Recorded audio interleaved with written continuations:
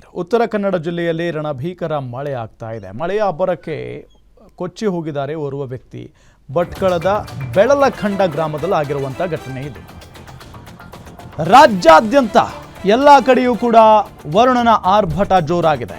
ಉತ್ತರ ಕನ್ನಡದಲ್ಲೂ ಕೂಡ ಅಷ್ಟೇ ಮಳೆಯ ಅಬ್ಬರಕ್ಕೆ ಓರ್ವ ವ್ಯಕ್ತಿ ಕೊಚ್ಚಿ ಹೋಗಿದ್ದಾರೆ. ಭಟ್ಕಳದ ಬೆಳಲಖಂಡ ಗ್ರಾಮದಲ್ಲಿ ಆಗಿರುವಂಥ ಘಟನೆ ಇದು.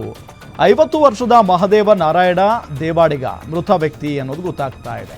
ಕೆಲಸ ಮುಗಿಸಿ ಮನೆಗೆ ಬರುವಂಥ ಸಂದರ್ಭದಲ್ಲಿ ನಡೆದಿರುವಂಥ ಘಟನೆ ಇದು.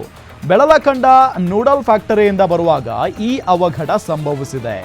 ನಡೆದುಕೊಂಡು ಹೋಗುವಾಗ ನೀರಿನಲ್ಲಿ ಕೊಚ್ಚಿ ಹೋಗಿದ್ದಾರೆ ವ್ಯಕ್ತಿ. ಅಂದರೆ ಅಷ್ಟೊಂದು ರಭಸವಾಗಿ ನೀರು ಬರ್ತಾ ಇತ್ತು ಅಂತ ಅರ್ಥ. ಭಟ್ಕಳ ಶಹರ ಠಾಣೆಯಲ್ಲಿ ಪ್ರಕರಣ ದಾಖಲಾಗಿದೆ. ಉತ್ತರ ಕನ್ನಡ ಜಿಲ್ಲೆಯಲ್ಲಿ ರಣಭೀಕರ ಮಳೆಯಿಂದ ಸಿಕ್ಕಾಪಟ್ಟೆ ಅವಾಂತರಗಳು ಸೃಷ್ಟಿಯಾಗ್ತಾ ಇದ್ದಾವೆ. ಮಳೆಯ ಅಬ್ಬರಕ್ಕೆ ಓರ್ವ ವ್ಯಕ್ತಿ ಕೊಚ್ಚಿ ಹೋಗಿದ್ದಾನೆ. ಮಹದೇವ್ ಅವರ ಹೆಸರು.